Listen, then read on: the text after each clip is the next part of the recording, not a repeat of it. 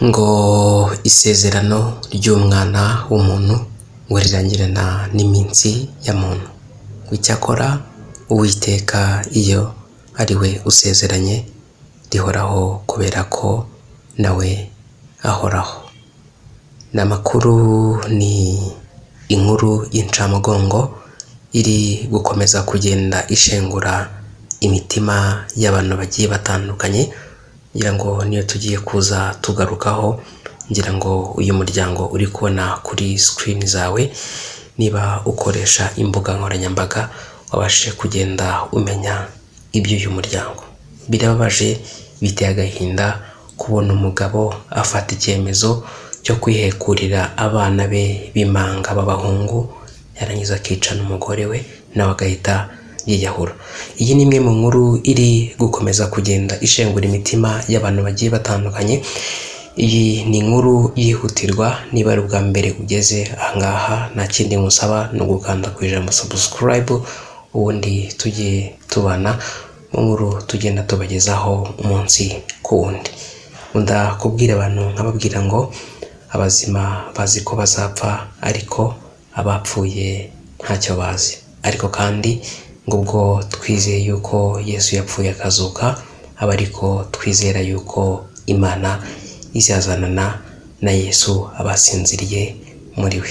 Ariko kandi ngo Imana izahanagurira amarira ku maso yabo, kandi urupfu cyangwa gutaka cyangwa kuribwa cyangwa umuborogo ngo ntibizongera kubaho ukundi, kubera ko ibya mbere bishize. Nkundira rero mbe nakugezaho iyi nkuru y'incamugongo iri gukomeza kugenda ishengura imitima y'abantu bagiye batandukanye hariya mu gihugu cya Kenya. Mu gihugu cya Kenya hamaze iminsi humvikana inkuru ziteye agahinda, inkuru zibabaje z'ubwicanyi. Ngira ngo ejo hashize nibwo nabagejejeho inkuru y'umusore nanone wishe umukunzi we bakundanaga w'imyaka 33, umukobwa afite 23. Ngira ngo nayo mu masaha ari imbere ndaza kuza kuba nyibagezaho 5 kuri 5, babwira uko byaje kuza kuba byagenda n'icyabiteye. Hanyuma amazina y'umugabo yitwa Martin Kamoko Kamua, umugore we yitwa Phyllis Wambua Kamoko. Hanyuma abana babo bitwa Tarani Kamua Kamoko, undi akitwa Tarense Kamua Kamoko. Ngira ngo aya ni amazina agiye donc yitiranwa n'ay'ababyeyi babo. Aya niyo mazina y'ababyeyi ndetse akaba n'amazina y'abana babo b'imanga b'abahungu. Mw'abantu mwe, biteye agahinda. Abantu benshi bari gukomeza kugenda bibaza bati donc byagenze gute kugira ngo uyu mugabo aze kuza kuba yakwiyicira abana be b'imanga n'umugore we nawe narangiza yiyice. Reka mbanze mbarebere igihe aba bombi bavukiye, ubundi mbone gukomeza mbagezaho iyi nkuru. Ariko niba ari ubwa mbere ugeze ahangaha, reka nongere mwibutse gato urebe ku ijambo subscribe urikandeho, ubundi inkuru zacu uzajye uzibonera ku gihe. Ngira ngo muri kubibona kuri izo screen, umugabo yavutse 1993, umugore avuka 1993. Abana babo, umwe yavutse muri 2019, undi avuka 2020. Ngira ngo turi no mu mwaka wa 2026. Ngira ngo ubwo muri kumva imyaka aba bombi bari bafite. N'abantu birababaje, biteye agahinda, birababaje, sinzi ukuntu nabivuga. Ariko mw'abantu, iyi nkuru iri gukomeza kugenda ishengura imitima y'abantu bagiye batandukanye. Amakuru nk'uko akomeza kugenda yemezwa n'ibinyamakuru byahariya muri Kenya. Bivugwa ko uyu muryango ubusanzwe wari usanzwe ngubana mu buryo bw'amakimbirane, ariko muri uko kubana mu buryo bw'amakimbirane nta na rimwe bigeze mu by'ukuri bohereza ubuyobozi bw'umutekano cyangwa se inzego z'umutekano ngo zijye muri uru rugo zijye guhosha amakimbirane.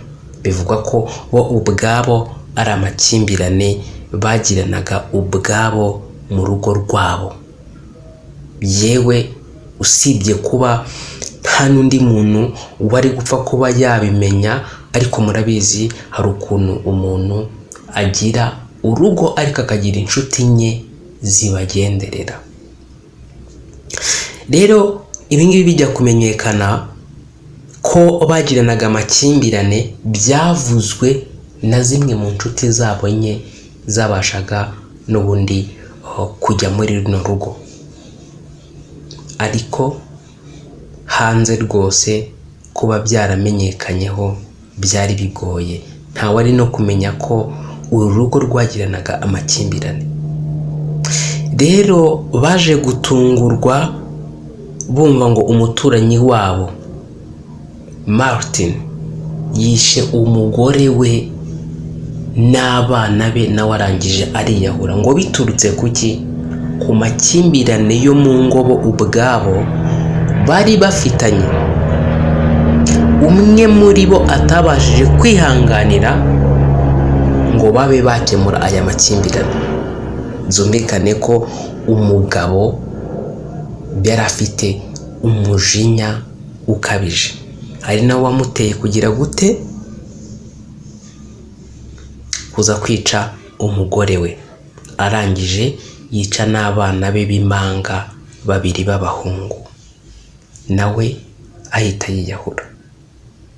Ngira ngo muri kugenda mubona amafoto agiye atandukanye muri Kenya. Na yindi nkuru ihari usibye kuba muri iki gihugu bari kunamira iyi miryango yaje kuza kuba yakwitaba Imana, byose biturutse ku kuba amakimbirane y'umugore n'umugabo yarabaye maremare, abana nabo bakabigenderamo bikarangira bitabye Imana, bishwe na papa wabo, nawe arangije ahita yiyahura. Ubuyobozi bwo muri Kenya bukomeje guhumuriza imiryango ndetse n'abaturage, bababwira ko mu gihe imiryango yombi ifitanye amakimbirane batakagombye kubyihererana, ahubwo mu by'ukuri bakagombye kwegera ubuyobozi mu gihe bo ubwabo bumva ko hari ibyo batumvikana, bakabunga cyangwa se bakabagatanya, aho kugira ngo bigere ku rwego rw'uko umuryango wose uzima burundu. Ngira ngo mu by'ukuri iyi ni imwe mu nkuru iri gukomeza kugenda ishengura imitima y'abantu bagiye batandukanye hariya muri Kenya. Abaturage bari baje gutabara nk'uko muri kugenda bibona kuri screen zanyu, inshuti, imiryango, abavandimwe, abana biganaga n'aba bana. Ariko mu by'ukuri ngira ngo iyi ni imwe mu nkuru iri gukomeza kugenda ishengura imitima y'abantu bagiye batandukanye hariya muri Kenya. Hariya muri Kenya hari umwuka mubi w'ubwicanyi. Ngira ngo mu by'ukuri iki gihugu kiri kuvugwamo inkuru nyinshi z'ubwicanyi kandi ziteye ubwoba. Mw'abantu, ibi bintu biteye agahinda.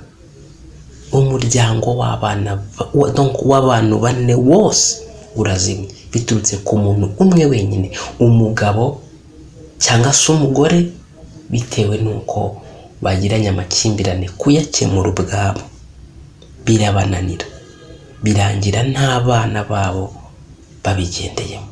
Abana babaye ikibazo cy'umuryango, abana babaye ikibazo cy'uko ababyeyi babo kumvikana binaniranye. Mw'abantu, iyi nkuru iteye agahinda.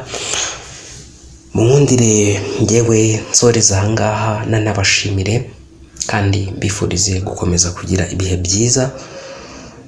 Ariko ariko nshimire by'umwihariko mwebwe mubana natwe umunsi ku wundi mu nkuru n'ibiganiro tugenda tubagezaho umunsi ku wundi. Mukomeze kugira ibihe byiza, Uwiteka Imana akomeze kubarinda kandi abahaza uburame.